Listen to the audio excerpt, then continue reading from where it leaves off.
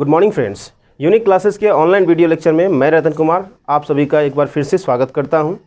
चलिए हम लोग सर्वेइंग में आज देखेंगे, आज का जो हमारा टॉपिक ऑफ द डिस्कशन होगा वो होगा definition of surveying and objective of surveying. तो ये दो चीज़ हम लोग इस लेक्चर में देखने वाले हैं और today's lecture is going to be very very interesting for all of you guys. तो आप लोग बस फुल कंसंट्रेशन हमारे लेक्चर पे देना और कहीं नहीं, बहुत ही बेसिक बात हम लोग बताने जा रहे हैं और आज जो हम लोग पढ़ेंगे उसको बार बार पढ़ने की ज़रूरत भी नहीं पड़ेगा। ये मेरी गारंटी है। मैं इस तरह से पढ़ाऊँगा कि आपको फिर दोबारा रिपीट भी नहीं करना होगा। तो चलें हम लोग आज डेफिनेशन सबसे पहले जानेंगे सर्वेइंग का और हम लोग खुद से डिफ़ाइन करेंगे इसको। सबसे पहले कॉन्सेप्चुअल थिंग्स को हम लोग समझते हैं कि हमारा कॉन्सेप्ट क्या है सर्वेइंग का और किस लिए हम लोग सर्वेइंग करते हैं, इसका क्या इंपॉर्टेंस है, ये हम लोग बस एक डायग्राम से समझेंगे कि चले। तो हम लोग डायग्राम की मदद से समझते हैं सर्वेइंग का डेफिनेशन। ये आप लोग डिफ़ाइन करोगे, भाई कुछ नहीं करने वाला, मैं बस डायग्राम बताऊंगा और डिफ़ाइन आप लोग खुद कर लोगे। चले देखते हैं। ये हमारा अर्थ सरफेस है, राइट। अब किसी भी बिल्डिंग को कंस्ट्रक्ट करने से पहले हम लोग क्या करते हैं, सबसे पहले एक छोटा सा सर्वे करते हैं।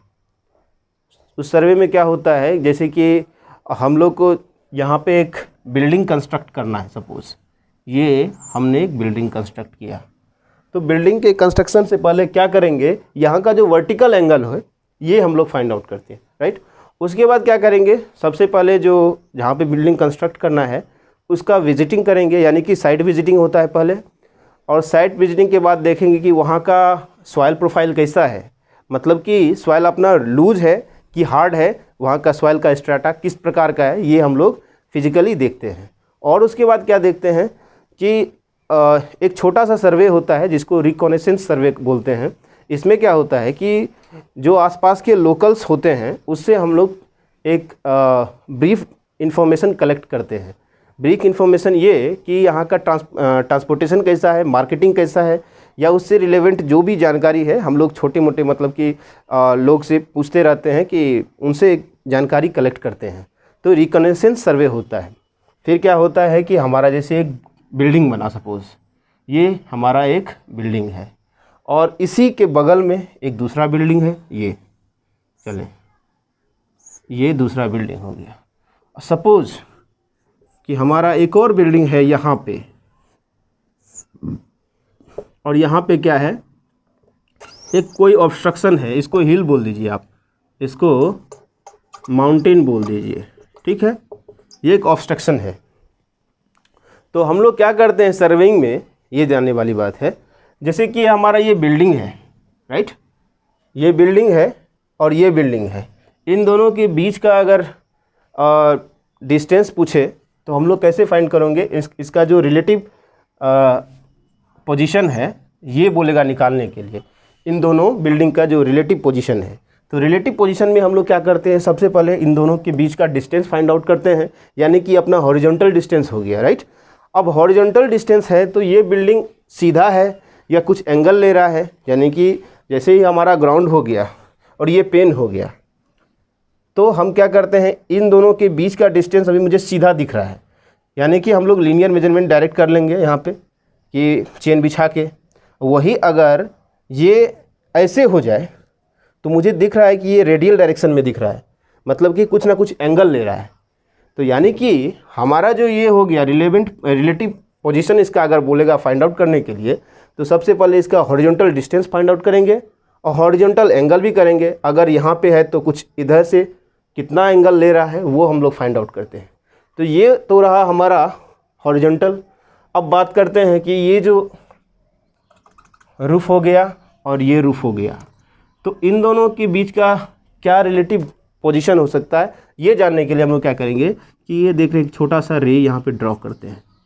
तो मुझे क्या पता चलता है कि ये इससे छोटा दिख रहा है अभी, राइट। तो छोटा दिख रहा है यानी कि हम इसका वर्टिकल डिस्टेंस भी मेज़र करते हैं, और वर्टिकल डिस्टेंस तो मेज़र करते ही हैं, बाद में कि एक और लॉजिकली बात ये हो सकता है कि ये ग्राउंड पे यानी कि अर्थ सरफेस पे इसके एकदम पैरेलल हो तब तो वर्टिकल डिस्टेंस निकाल लेंगे। अगर पैरेलल भी हो लेकिन कुछ ना कुछ एंगल ले रहा हो, यानी कि ये हमारा ग्राउंड ये हो गया एक बिल्डिंग, दूसरा बिल्डिंग पैरेलल ही तो है लेकिन यहाँ पे क्या है कि कुछ ना कुछ एंगल ले रहा है। ये बॉटल, ये अगर बिल्डिंग इसको मैं एज्यूम करता हूँ तो कुछ ना कुछ एंगल ले रहा है, तो ये क्या हो रहा है कि वर्टिकल एंगल भी इसमें हम लोग को फाइंड आउट करना है। ठीक है, वही अगर ये तीसरा बिल्डिंग, ये इसको फर्स्ट बिल्डिंग मानिए, इसको सेकंड बिल्डिंग मानिए और इसको थर्ड बिल्डिंग मानिए। थर्ड बिल्डिंग का अगर रिलेटिव पोजीशन बोलेगा निकालने के लिए तो हम लोग क्या करेंगे, हम लोग अगर इसके रिस्पेक्ट में बोले तो हम लोग सबसे पहले क्या करेंगे, ये 2 से 3 के बीच ही रिलेटिव पोजीशन अगर बोले फाइंड आउट करने के लिए तो सबसे पहले हम क्या करेंगे कि यहाँ से चेन बिछाएंगे, यहाँ तक आएगा। अब यहाँ पे क्या है कि एक ऑब्स्ट्रक्शन आ गया, यानी कि माउंटेन आ गया। अब तो डायरेक्ट हम मेज़र नहीं कर सकते हैं इसको, तो क्या करेंगे कि यहाँ तक का मेजरमेंट लेंगे और यहाँ तक का मेजरमेंट लेंगे और अनुमान से, ठीक है, इसको यहाँ से एक इमेजिनेशन लाइन लेंगे और यहाँ पे ड्रॉ करके तो हम लोग ये इसका भी मेजरमेंट ले सकते हैं with the help of indirect measurement. ठीक है, तो यही हमारा सर्वेइंग होता है। तो अब हम लोग क्या जाने सर्वेइंग में, सबसे पहले कि हमने horizontal distance, horizontal angle find out किया, vertical angle, vertical distance find out किया और उसके बाद क्या किया कि ये जो थर्ड अपना आया तो यहाँ पे डायरेक्ट नहीं हुआ, यहाँ पे इनडायरेक्ट मेजरमेंट हुआ। तो अब इसको हम लोग डिफाइन करेंगे। तो इसका जो डेफिनेशन होगा वो कुछ इस प्रकार के होगा कि surveying is an art, surveying is an art for determining art of determining the relative position relative position, यानी कि horizontal distance,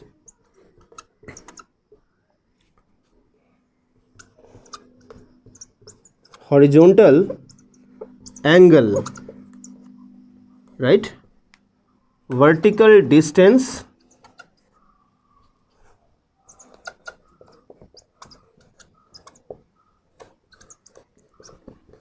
vertical angle.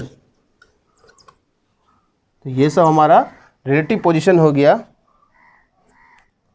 Of an object, relative position of an object on, above और beneath the surface of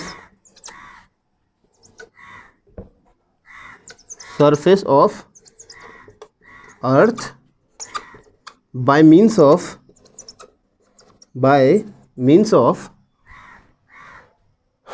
direct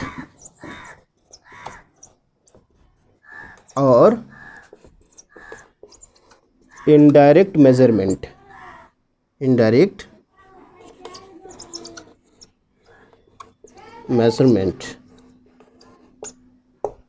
यही होता है हमारा surveying. तो surveying is an art of determining the relative position, horizontal distance, horizontal angle, vertical distance, vertical angle of an object above और beneath the surface of earth by means of direct और indirect measurement।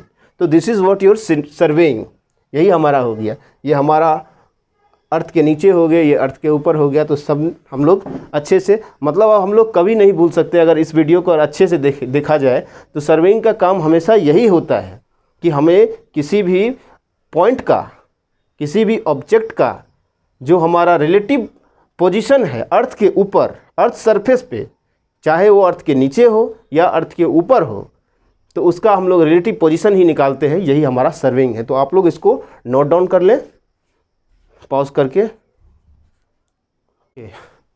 तो ये था हमारा surveying. अब चलिए अगला topic है जो हमारा, वो है ऑब्जेक्टिव ऑफ सर्वेइंग। तो चलें इसको हम लोग समझते हैं कि ऑब्जेक्टिव, हमें क्यों सर्वेइंग की ज़रूरत है, इसका मेन मोटो क्या है, सर्वेइंग का मेन मोटो क्या है, मतलब मेन ऑब्जेक्टिव क्या है, ये हम लोग देखते हैं इस लेक्चर में। ओके, तो ऑब्जेक्टिव ऑफ सर्वेइंग, तो मेन काम जो है सर्वेइंग का, जो मेन काम है वो क्या है, प्लान या मैप को प्रिपेयर करना, ठीक है, ताकि अर्थ सरफेस के ऊपर जो कोई भी पॉइंट हो तो उसका रिलेटिव पोजीशन क्या है, ये बताने के लिए हम लोग सर्वेइंग का यूज़ करते हैं। तो पहला पॉइंट हमारा क्या हो गया, ये लिखिए पहला point, to prepare a map और प्लान, ठीक है, to show the relative position of a point, relative position of a point on the surface of earth। तो ये हो गया। चलें इसको अब समझते हैं कि इसको समझने से पहले हम लोग को क्या जानना होगा, थोड़े बेसिक में हम लोग को जाना पड़ेगा, राइट। तो जो कि हम लोग पहले, इससे पहले मैट्रिकुलेशन के अंदर ही पढ़ चुके थे, लेकिन उसको फिर हम लोग एक बार रिकॉल करेंगे।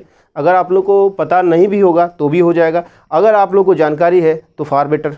तो चलिए इसको हम लोग समझते हैं कि कैसे किसी पॉइंट का पोजीशन हम लोग इसमें ये करते हैं, फाइंड करते हैं। ओके, जैसे हमारा ये हो गया गोला, ये हमारा गोला, दैट मीन्स कि हमारा अर्थ हो गया, राइट। ये हमारा अर्थ है। डायग्राम उतना अच्छा नहीं बना है, लेकिन आप लोग अज्यूम करो कि ये हमारा अर्थ है, ओब्लेट स्प्रोइडल शेप का होता है हमारा अर्थ। तो अर्थ में क्या होता है कि दो एक्सिस होता है, राइट। तो एक हो गया हमारा, जैसे ये हो गया, इसको हम लोग बोलते हैं equatorial line, equatorial axis. Hindi में जाने तो इसको हम लोग विषुवत रेखा बोलते हैं, ठीक है। ये हमारा इक्वेटोरियल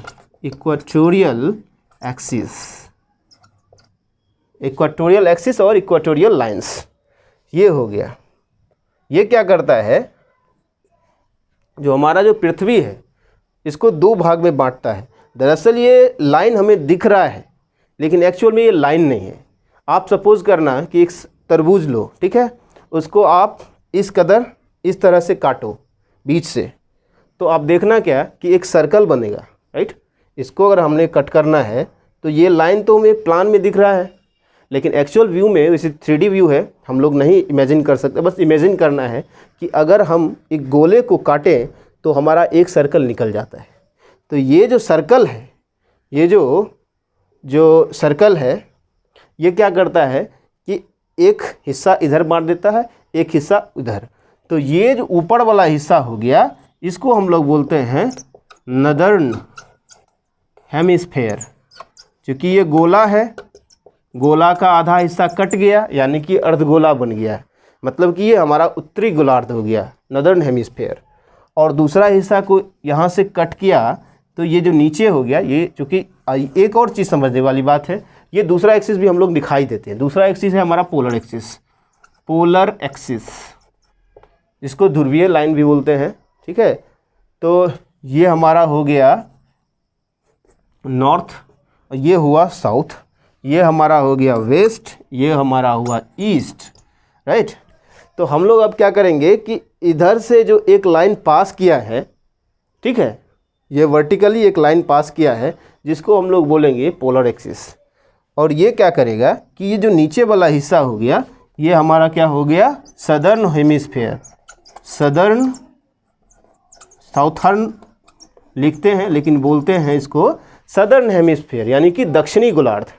तो इन दो भाग में इसको बांट देगा, राइट। तब देखेंगे क्या, जो इसके जो पैरेलल लाइंस होता है, राइट, ये हमारा पैरेलल लाइंस हो गया। कुछ ग्लोब को अगर देखें तो इस टाइप से दिखाई देगा, और इधर से भी एक पैरेलल लाइन दिखेगा। तो ये जो पैरेलल लाइंस दिख रहा है, ये लाइन दिख रहा है, लेकिन अगर हम किसी भी बॉल को अगर कट करेंगे तो यहाँ पे एक सर्कल कटेगा, राइट। तो इसको हम लोग क्या बोलते हैं, ये हमारा जो है ये हमारा लैटिट्यूड्स हो जाता है, लैटिट्यूड, ठीक है। ये इसको अक्षांश बोलते हैं शायद हिंदी में, ये लैटिट्यूड्स हो गया। तो लैटिट्यूड्स का मतलब क्या समझेंगे, लैटिट्यूड्स का मतलब होता है हमारा जो लेटी हुई लाइन है, मतलब इस ग्लोब पे जो लेटी हुई लाइन दिख रहा है इसको हम लोग बोलेंगे लैटिट्यूड्स, राइट। और एक लाइन हमें कुछ इस प्रकार से दिखेगा अगर ग्लोब को कट करेंगे, ठीक है। तो ये जो लाइन हो गया, ये हमारा लाइन जो वर्टिकल लाइन है इसको हम लोग बोलेंगे लॉन्गिट्यूड। हिंदी मुझे उतना अच्छा से पता नहीं है, आप लोग लॉन्गिट्यूड समझो, ठीक है। अब इसी में पृथ्वी का अगर पोजीशन, किसी भी पॉइंट का पोजीशन हमें बोले निकालने के लिए, सपोज हम बिहार में रहते हैं और हम पटना से क्लास ले रहे हैं, तो पटना का अगर पोजीशन बोल दे निकालने के लिए कहीं दूसरे कंट्री वाले को कि बताओ भाई पटना का क्या हमारा पोजीशन होगा अर्थ पे, तो पटना का जो पोजीशन होता है हमारा 25 डिग्री 25 पॉइंट समथिंग होता है नॉर्थ, ठीक है। और 85 यानी कि 85 पॉइंट समथिंग होता है ईस्ट। तो हमें लैटिट्यूड्स मिल गया, ईस्ट वाला लैटिट्यूड हो गया, नॉर्थ वाला लॉन्गिट्यूड हो गया। तो ये अगर मुझे पोजीशन मिल गया, सपोज कि ये हो गया, ये हमारा लैटिट्यूड्स, ये हमारा लॉन्गिट्यूड्स, जब ये दोनों डेटा मिल गया तो हम लोग इस पर्टिकुलर जगह का पोजीशन तो बता सकते हैं। तो ये हुआ हमारा सर्वेइंग का मेन ऑब्जेक्टिव, जो है हमारा अर्थ के ऊपर किसी भी पॉइंट का रिलेटिव पोजीशन को बताने के लिए, एक मैप तैयार करने के लिए इसका काम होता है। तो ये हमारा, अब इसको आप लोग लिख लीजिए, समझने के लिए आप ड्रॉ भी कर सकते हैं अगर समझना हो तो, ये हमने समझाने के लिए बताया है। चलिए इसको मैं डिक्टेट कर देता हूँ। टू प्रिपेयर अ मैप और plan to show the relative position of a point on the surface of earth. तो एक काम हमारा ये है, वीडियो को पॉज करके आप लोग लिख लीजिए। ओके फ्रेंड्स, तो ये हमारा पहला पॉइंट था। अब दूसरा पॉइंट में क्या करेंगे, दूसरा पॉइंट में क्या होता है, to collect the field data. जैसा कि हम लोग सर्वेइंग को डिफाइन करते वक्त जाने थे, रिकनेसेंस सर्वे। तो इसमें क्या होता है कि हम किसी साइट के पर्टिकुलर जगह पे अगर मतलब कोई भी प्रोजेक्ट तैयार करना होता है तो सबसे पहले साइट विज़िट करते हैं, और साइट विज़िट करने के बाद वहाँ के आसपास के लोग जो होता है उस लोकल से हम लोग पता करते हैं, छोटा सा इन्फॉर्मेशन कलेक्ट करते हैं उस जगह के बारे में। तो यही फील्ड डेटा को कलेक्ट करना भी एक हमारा एम होता है, एक हमारा ऑब्जेक्टिव होता है इसका। तो ये हो गया to collect the field data. Okay, third point हमारा हो गया टू प्रिपेयर अ मैप और प्लान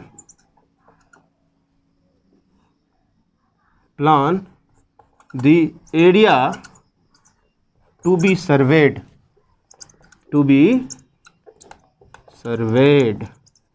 अब इसको समझते हैं।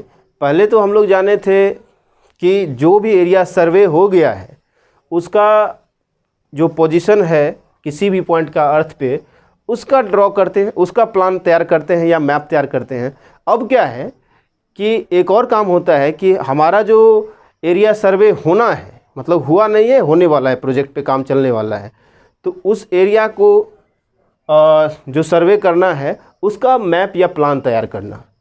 क्योंकि ये प्लान, ये मैप जो तैयार करते हैं उसके बाद हम लोग सर्वे ऑफ इंडिया को या फिर जो बहुत सारे डिपार्टमेंट्स हैं जहाँ पे सर्वेइंग होता है, वो चाहे प्लेन सर्वेइंग हो या जियोडेटिक, जैसे कि हमारा रेलवे को देते हैं, इरिगेशन डिपार्टमेंट को देते हैं, सर्वे ऑफ इंडिया को देते हैं। तो ये सब जो डिपार्टमेंट है, वेरियस डिपार्टमेंट, इसको हम लोग क्या करना होता है कि एक छोटा सा प्लान तैयार करके देना होता है। तो इसका एक एम या एक ऑब्जेक्टिव ये भी है कि मैप या प्लान तैयार करना जो भी एरिया का सर्वे होना है। ओके, फोर्थ पॉइंट है हमारा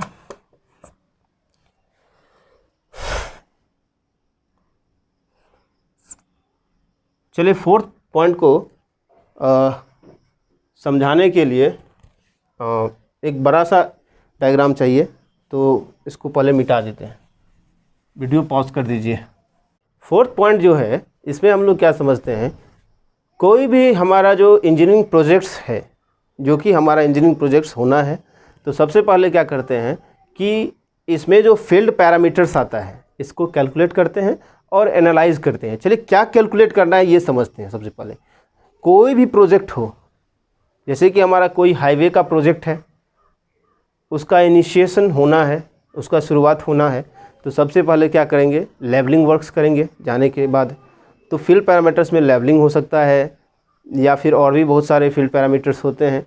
तो ये जानने के लिए सबसे पहले क्या करेंगे, जब हम लोग देखते हैं कि कोई भी सर्वे वर्क होता है यानी कि हाईवे वाला वर्क होता है, तो हम देखते हैं कि एक लेवलिंग होता है जो कि एक थियोडोलाइट लेके खड़ा रहता है और मेज़र करता है कि हमारा लेवलिंग क्या है। तो उसको जानने के लिए क्या होता है कि रिड्यूस लेवल निकालना होता है। अब ये समझते हैं कि रिड्यूस, वैसे तो हम लोग लेवलिंग में पढ़ने वाले हैं, लेकिन फिर भी एक छोटा सा ब्रीफली डिस्कस इसका हम कर देते हैं यहाँ पे। जो ये तो आप लोग लिख लीजिएगा, RL रिड्यूस लेवल, इसको शॉर्ट में RL बोलते हैं। ये क्या होता है, it is the elevation of a point, it is the elevation of a point with respect to mean sea level, इसको MSL भी बोलते हैं। अब इसको समझने के लिए MSL समझना होगा, तो MSL भी डिफाइन कर देते हैं, मीन सी लेवल यानी कि MSL। it is the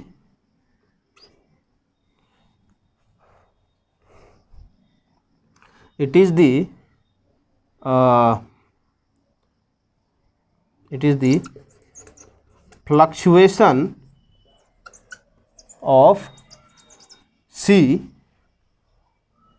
of 19 years record. It is the fluctuation of C, it is the fluctuation of C of 19 years recorded data. It is the mean of, sorry, it is the mean of, it is the mean of fluctuation of C of 19 years recorded data। तो यही हमारा होता है C। सबसे पहले reduce level को समझते हैं। तो रिड्यूस लेवल क्या होता है कि हमारा जो MSL को समझते हैं। MSL क्या होता है कि जो हमारा जो मीन होता है 19 साल का, जो C का जो फ्लक्चुएशन होता है, उस C का जो फ्लक्चुएशन का जो वेव होता है उसका जो मीन निकालते हैं। ये कितने साल का होता है, 19 साल का रिकॉर्ड रहता है। 19 साल में कितना फ्लक्चुएशन हुआ है उसका मीन होता है, यही हमारा मीन सी लेवल होता है। उसी लेवल को हम लोग मीन सी लेवल बोलते हैं, ठीक है। और ये कहाँ से निकाला जाता है, पहले तो आज़ादी से पहले तो कराची से निकाला जाता था, लेकिन आजकल अब जो है हम लोग को 1947 के बाद मुंबई से ये फाइंड आउट करते हैं। तो इट इज़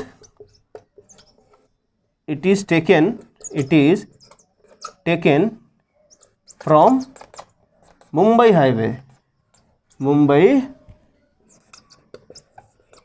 हाईवे, ये भी आप लोग लिख लेना। उसी तरह हमारा रिड्यूस लेवल क्या होता है, ये जो मीन सी लेवल होता है इसके रिस्पेक्ट में जो भी पॉइंट का एलिवेशन होगा या डिप्रेशन होगा, मतलब पॉइंट जो है हमारा वो ऊंचा है या नीचा है, ये हम लोग इसी MSL के रिस्पेक्ट में देखते हैं, तो हमारा रिड्यूस लेवल मिल जाता है। तो हम लोग क्या करते हैं, कोई भी हमारा जो इंजीनियरिंग वर्क होने वाला होता है तो उसका हम लोग रिड्यूस लेवल निकालते हैं। तो उसमें हमारा जो है एक ऑब्जेक्टिव ये भी होता है कि उसको निकालना। तो ये हमारा फोर्थ पॉइंट हो गया, और फिफ्थ पॉइंट भी हम लोग कैलकुलेट कर ही लेते हैं, लिख ही लेते हैं, ठीक है। To set out the operation, to set out the operation of field parameters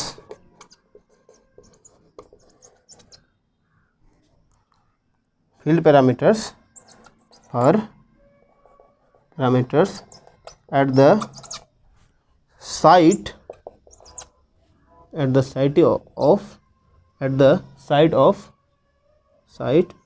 for further engineering works.